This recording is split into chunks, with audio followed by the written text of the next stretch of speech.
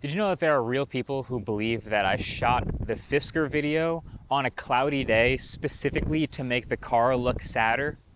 Did you know that? That's a real person. Anyway, so I'm shooting this one in a hurricane now. Today I'm going to look at one of the weirdest EVs I've seen in a while because it's genuinely a nice car that I could never recommend. It's one of the nicest cars I could never recommend. This is Lexus's one and only electric car. It is so windy. I hope you can hear me. The mic that I'm wearing is not perfect, so this might be a challenge. But this is the Lexus RZ 450e. It's the only electric car they make. And I learned a lot about Lexuses trying this car because I've never driven a Lexus before. And it's nice inside. And I think the one customer I can imagine for it is people who really like Lexuses that want to go electric. But unfortunately, well, you'll see why. You shouldn't get this one. From the outside, there's two vehicles that this reminds me of. The Nissan Ariya and the Toyota BZ4X. So I think this bronze and black thing it's got going on here is why it reminds me of the Ariya. And you've seen this incredibly large blank front face. It's got no fake grille. There's some ventilation down there, but that's not a grille. That's not a grille. It's just blank up front. But it's also built on the same platform as a Toyota BZ4X. I mean, it's a Lexus after all, so it's going to look similar. It's going to have similar dimensions.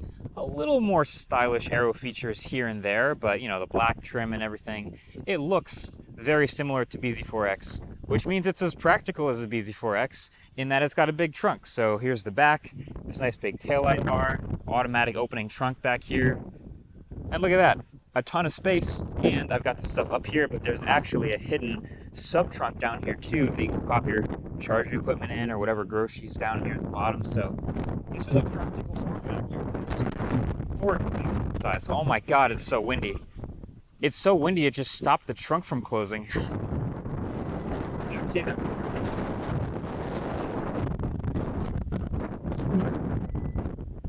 Close all the way, please. There you go. Wow.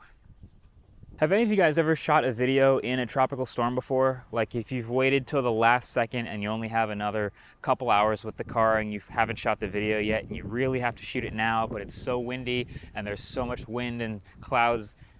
Anyway, I'm gonna get to the inside of the RZ450e because that's way more entertaining and way better than the outside. So let's jump in here because Lexus, they're pretty good at this stuff. All right, driver's seat. I like this steering wheel. It's pretty soft, particularly comfortable. It's got these paddle shifters here for going up and down in regen. And if I hit that power button right there, everything lights up. You get a better look at this interior.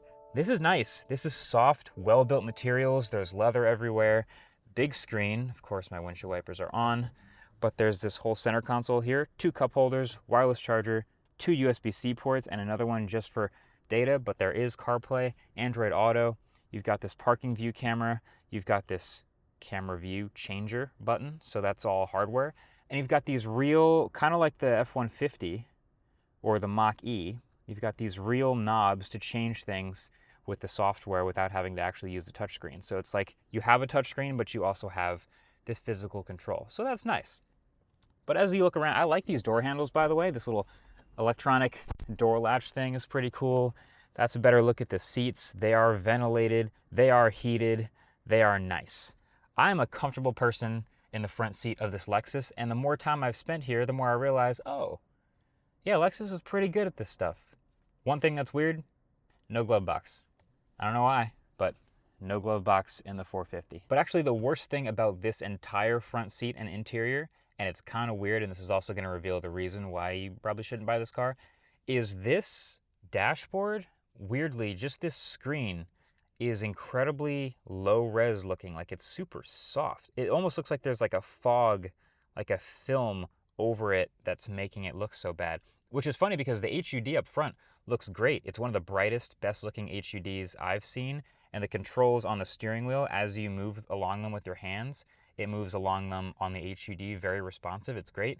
But this screen is trash. And it's also showing me 173 miles of battery left, and you can see it's nearly full because this car has 200 miles of range. Why? When Lexus made this car, it almost feels like they decided they didn't want to sell these by just kneecapping it with just horrible range. 200 miles of range in 2024? for 60 grand, that's tough. Let me show you the back seat though, because there's at least a little bit more positives to go over before I talk about the rest. Oh my God, it's so windy. Oh my God. Okay, back seat. I'm behind my 6'3" driving position and plenty of leg room. Nice big storage in here. And of course you get more USB-C ports and storage back here. Nice little directable fan. And that's great. This is a nice back seat. Here's also the center console where there are 2 cup holders, and that's it. But just everything is soft, everything is comfortable and well made. These are also heated back seats. And you have an electrochromic roof over your head, which is split in 2, so it's not this huge seamless canopy of glass, but this can go unshaded or shaded, and this is a nice back seat. So my natural reaction to seeing all of this and feeling all of this and really enjoying this interior is, dang, that's a shame. Because I feel like I would want to recommend this to people. I remember, oh my God, Jesus. I remember the Cadillac Lyriq. I had kind of similar thoughts because I hadn't tested very many Cadillacs before I tested that, and that's one of the first electric Cadillacs. And I got in it and I'm like, this is really nice, and the performance was pretty solid and the range was good. So I ended up feeling like the Cadillac Lyriq was underrated. People should check out that car more. And I see them on the streets today. But for this car, this is the Lexus, the RZ 450e is like $65,000, and it's got a little more horsepower than the BZ4X, so there's that. It's about 300 horsepower, right? It's got a nice soft drive. It's got a soft suspension. For all that's going on in this car, it's pretty comfortable. But the one critical thing about an EV, the drivetrain, is just bad. So with only 200 miles of range, I feel like there's no way I can actually recommend this car. Now look at the rest of its competition, which is going to be things like the EV6, or even let's say the EV6 GT, which is only a little over 200 miles of range. That's going to be just as much space, smaller back seat, but way more fun performance if you want that. If you look at something like a Tesla Model Y performance in this price range, again, lesser build quality for sure, and also probably a lesser software experience for people who need CarPlay or Android Auto. Although I gotta say, the software is pretty good. It's very simple. All the stuff that you've seen in the Prius, it's the same. Like here's your drive modes. You also have your navigation. It's not bad, but a Model Y performance is going to be way quicker, way zippier, way more fun to drive. So the reason to choose something like this is, I don't know, you like the Lexus build, you like the materials in here, the storage. They did a good job with all of that. It's just, you're not going to get amazing performance and you're not going to get amazing range. And for this price, that's kind of too many things that are missing. So Lexus, if you're watching or listening, I think there are some good things in this vehicle that you should take to your next attempt at an EV. Please. Like this software experience, which, Toyota, they've been doing this for a while. I like this simple mode where if there's quick things I access a lot, like switching to sport mode, that shows up here on the left. So even though it's all touchscreen, please keep this. This is good. And also, even though it's all touchscreen, I don't mind this, like real quick, just having the fan speed on one big slider. That's cool too. I also think keep these paddle shifters. This seems to be a thing a lot of EVs are doing, but to go up or down in regen, of course the car needs to be in drive to show you that. So this, which is also from the BZ4X, is kind of nice. And then you can see up here, I can change how much regen is happening in the car.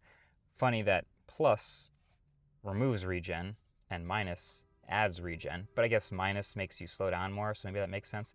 Either way, I like that. Keep that. Keep the wireless charger. Keep the general layout. Keep the material choices high. Keep the electrochromic roof. Keep the awesome HUD.